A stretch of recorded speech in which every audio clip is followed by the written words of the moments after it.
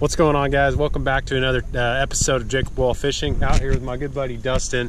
I actually met Dustin, what was it, last year at the Gambler tournament. He came up and he introduced himself, and ever since we've been out fishing together on and off, and he's been working a lot lately, so we haven't been out, but we've gotten some cool experiences together. He's got permission to fish this cool little pond. Caught some really big fish out of there. If you guys go back and check out my video, I believe, I don't remember the name of it. I know it's like big bass on a swim bait, I think is maybe what I named it. But I was catching some really nice ones on this pond on that little BG wake and crank that I make. That was a cool deal, and that was all thanks to Dustin here. And actually today we're out on Guntersville.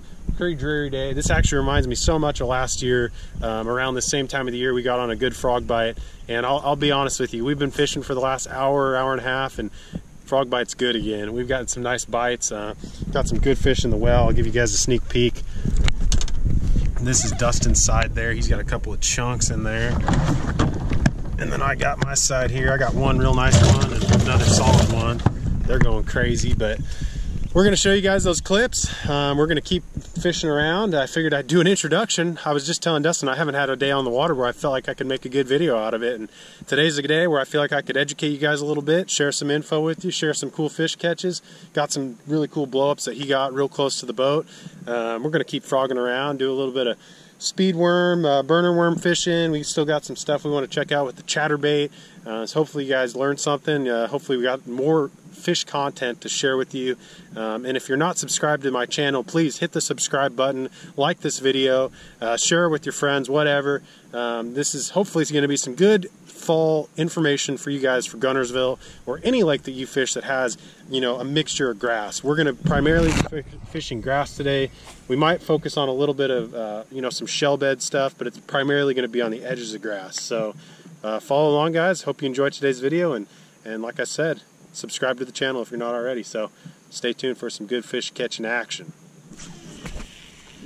Yeah, like right where we are now, this is like the juice.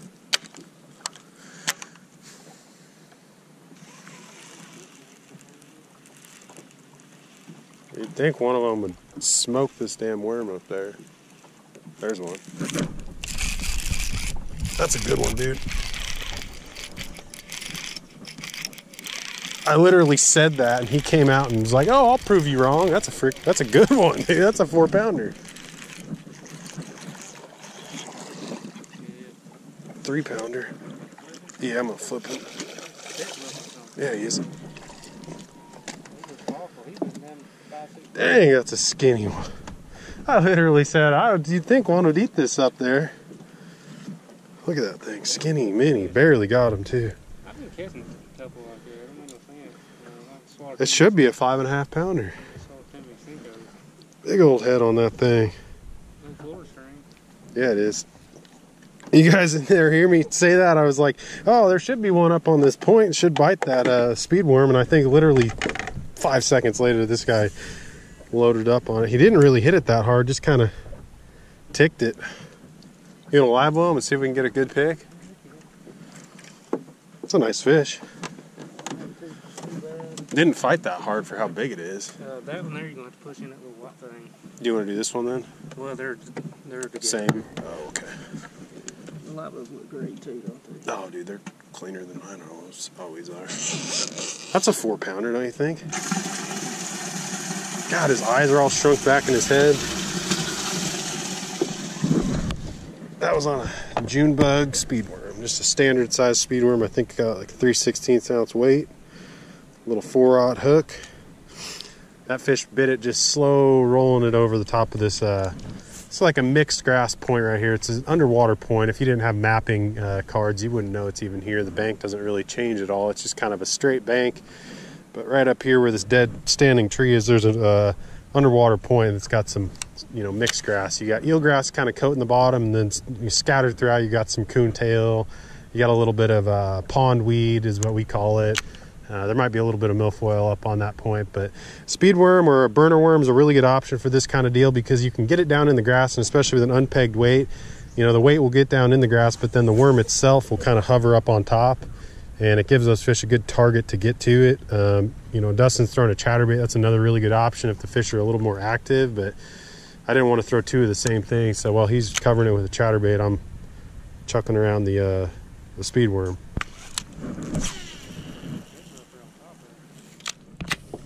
I like to throw the speed worm on this 7'2" heavy. This is the M1 series. This rod's just really my favorite all-purpose rod, the 7'2" heavy. I mean, it's a little bit heavier than most guys go to kind of all-purpose rods, but I like that little bit heavier action. It's still got a good tip.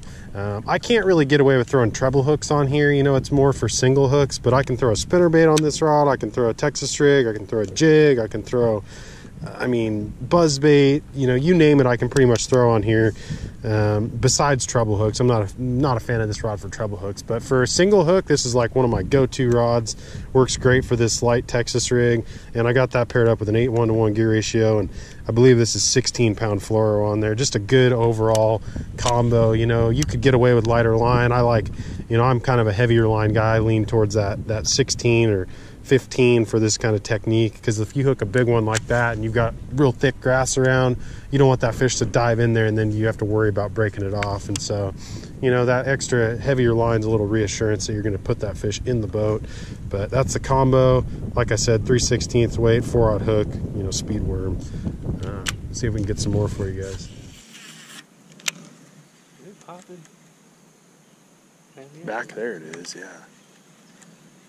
It looks good right in here towards that corner. This is pretty hollow in here though. That was a big fish back there. Because it never really broke the surface that much. It just kind of kept pushing that bait fish out. And it looked big. This is all, everything's mixed right here. A lot of freaking hydrilla in here though.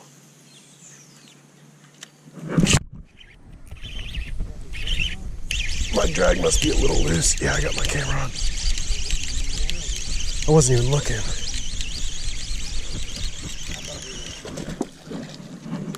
Yeah, he is. I don't know why my drag was so loose. Did he slobber knock? I know he did. That was on his second cast on a frog. Nice one, solid 2-pounder.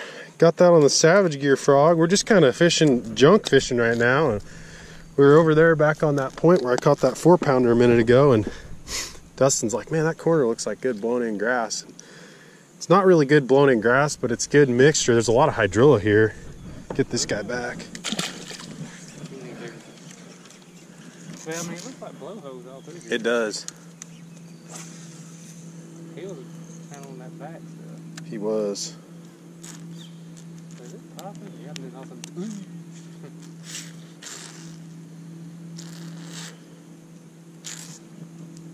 I mean, if I can catch 20 bites like that, I'll do this. Oh, get him, dude. Oh, that was a big They're one. in the back, ain't they? That was a big one. They're in the back. I don't even remember where I was at. You were right. Yeah, you got it. A little to the right of that. Yeah. He'll chase it, dude. He like went after it. That was a nice fish. I wasn't expecting mine at all. I wasn't even looking. Oh, God, dude. That's a different fish. It was.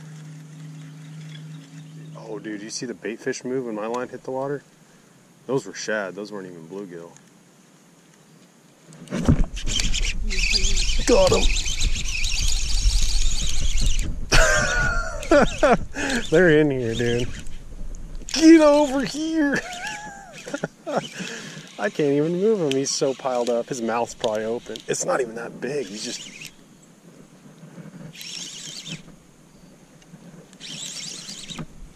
Is he still on there? Yeah, I think he is. He's a little guy. Yeah, he did. That's another one for the DC, guys. Got him good. Look at that. Right through the best part of the mouth to hook him. Not even really, I don't even think he'd be a keeper. Healthy one up here feeding on shad and bluegill in this mat. As you guys can see, this is all hydrilla. See that? That's all hydrilla. So this whole area's got mixed hydrilla with a little bit of, it's almost specifically hydrilla with a little bit of, you know, this is just floating eelgrass that came in here. There might be a little bit of it on the bottom, but primarily hydrilla. And this time of the year, in the fall, if you can find hydrilla or milfoil that's like this, dying out, canopied out, with a good mix a bait in there. That's the key. Another key part about this is what you want to look for is you want to look for an area that's popping like this. We can hear these fish and bluegill. What it is the bluegill feeding on bugs and stuff under the mat. You hear a lot of guys talk about how, oh, you want to hear the mat popping. That's true, but you can hear too much. Sometimes I'll get into an area where I hear so much of it and the fish are feeding so heavily on the surface that they're just not keying in on your bait. This area has got just enough bait fish activity to where the fish are in here feeding, but they're not overwhelmed by bait fish keying in on those so heavily that you can't get them to pay attention to your frog. So definitely keep an eye out for that. Find an active mat, but don't find a mat that's got too much activity. We're just throwing he's throwing a, let me see your frog, Dustin. He's throwing the snag proof frog. It's like a brown kind of tan color. That's a really good option this time of the year. What are you throwing, 65-pound braid? Yeah. We're both throwing 65-pound braid. I'm throwing the Savage Ear DC. This is a bluegill pattern. Both kind of similar patterns, real natural, light belly. This time of the year, like we were talking about, he and I were talking when we first rolled in here, we both like more of a natural color frog this time of the year because the mats are starting to break apart. Big one just blew up there. Mats are starting to break apart, so these fish have a lot more room to kind of see your bait. As you can see, this is not just a thick, slimed out like cheese mat like you would see most of the time on Guntersville. This is a more sparse, broken up mat. So that natural color is, I think it's key because the fish have more of a chance to look at it. Anyway, we're gonna keep frogging and keep trying to catch some more for you guys. And so far it's been pretty productive. We got two in the boat on a frog. Dustin's had a couple of bites that just didn't quite get it. But we've got a little bit more area to frog and a few other areas that are similar to this.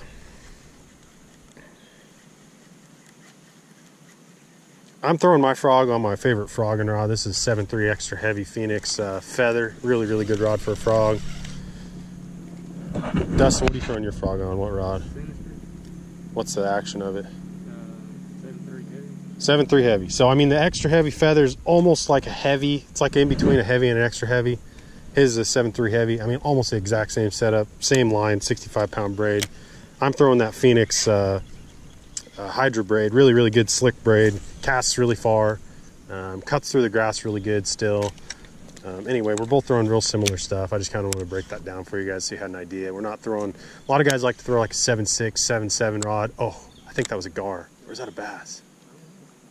A lot of guys like to throw a longer rod. I like this 7.3 a lot for the frog. I've over the last couple of years, I've really grown to love this rod for frogging. But enough talking, we're going to get back to casting and try to put some more on the board.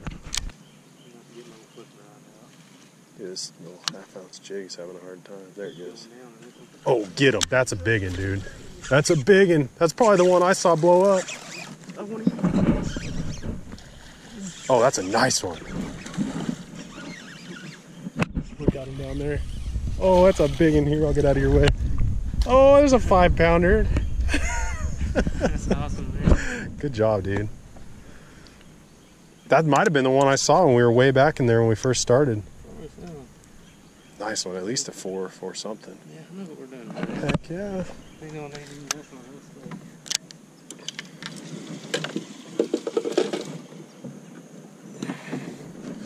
That was on the old snag proof.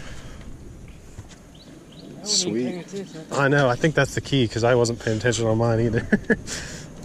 I was looking for my net there. That thing blew up on it. I guarantee you that was the fish I saw, dude, because it ate somewhere in here. I think that was where I saw it come up, but I mean, it didn't get far. It's not weird, but have you noticed angles in frog fishing? Oh, 100%. Yeah, 100%. Yeah, no, big time.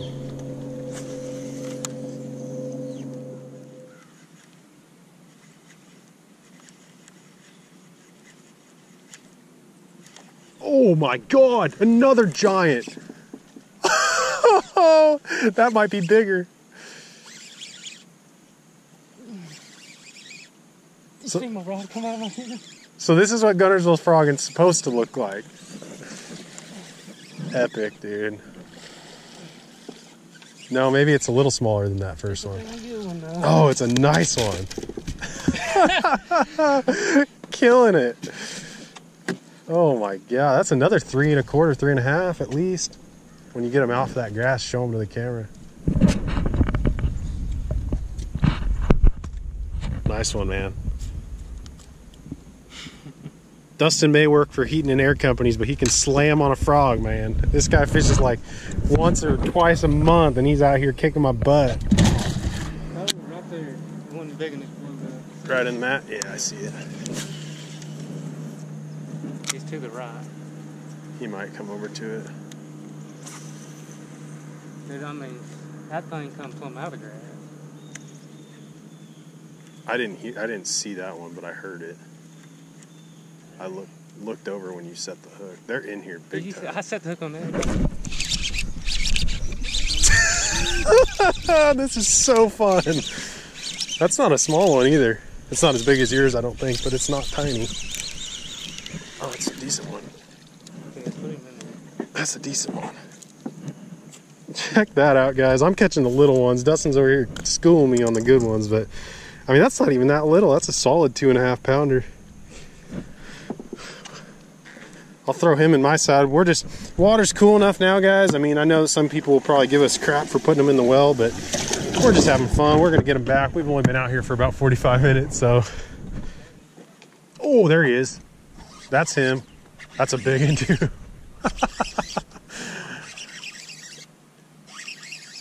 He came all the way out of the water and got it. That was so cool. I watched that.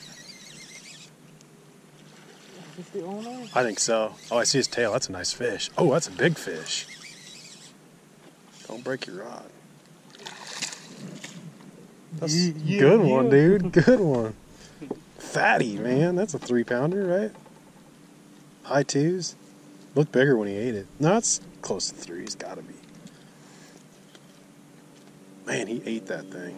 Chunky one. Nice job, man. Looks like Hydra too.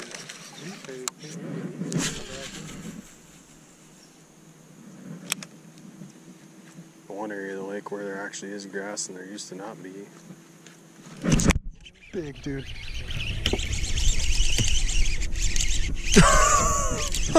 Oh my God. He annihilated that frog. I think he's still on there. It sounded like a giant. I don't think it's as big as it sounded, but it's definitely a good one. It's not even that big. It's not even that big. My goodness, did he eat that thing. Whew, that got me excited. I thought it was going to be a giant one. On the old DC frog again, he chomped that thing. Little fatty, dude. Look how fat that one is. Little two and some change. Right on. If it's even half as good. Oh, I just had one. If it's even half as good as it was last year, it's going to be epic in here. That fish is still young. Oh, he's got it. That's why I missed him the first time. Freaking giant. Look, that one just rolled back there. Oh yeah.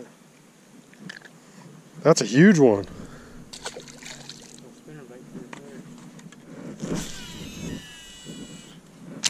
If not, 100 other boats try to come in here.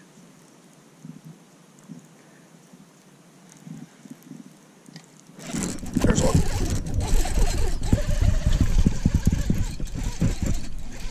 A little bit better. First chatterbait bite. Ah, he's pretty small. Water skiing him. Fatty. Little chatterbait fish. God, he's been eating up on some shad or bluegill or something. Dustin just caught a couple on the fluke. They're kind of chasing bait back in this pocket. Got that one. He's got crawdad antennas coming out of his throat. I don't know if you guys can see that. Kind of cool. Oh yeah, sure. Come on in here. Blow it out.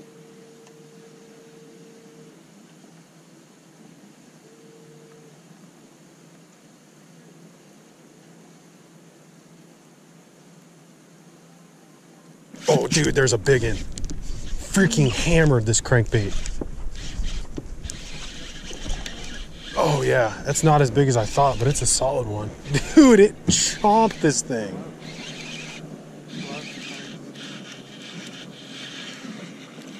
Not a bad one. Oh yeah, that's a good one. Look at this idiot. What in the world is going on, dude? Well, we're about getting ran over. This guy's running into the... This is like 2 foot back here. This guy comes in here on pad. But I asked Dustin if he had any square bills and decided to tie that... What is this, a 2.5? 2.5 and like a Tennessee shad color on. And got a solid like 2.5 pounder. That'll help our bag for the day. We're changing gears a little bit, fishing more on the outside edges of the grass now. And that's the first solid bite. Thought it was a real big one. He hammered that crankbait. Nice solid fish. Real healthy. Eating some shad back in here. Go ahead and get him back. See if we can get another one.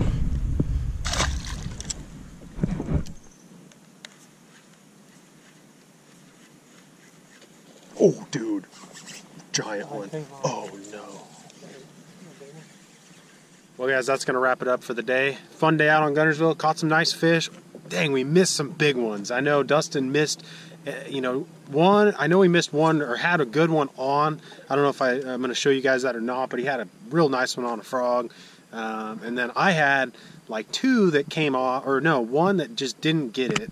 I saw the fish. It was a solid one. I don't know, 4, 5, 6 pounder. And then I had another one that I had hooked, came off in the mat, but that's just part of frog fishing. But we had a good day, caught some solid fish. Hope you guys learned something. I know it's just a lot of fish catches with, some mixed, information in there, but hopefully you guys had a nice time watching, learned some stuff, and tune back in for the next episode of Jacobwell Fishing. So have a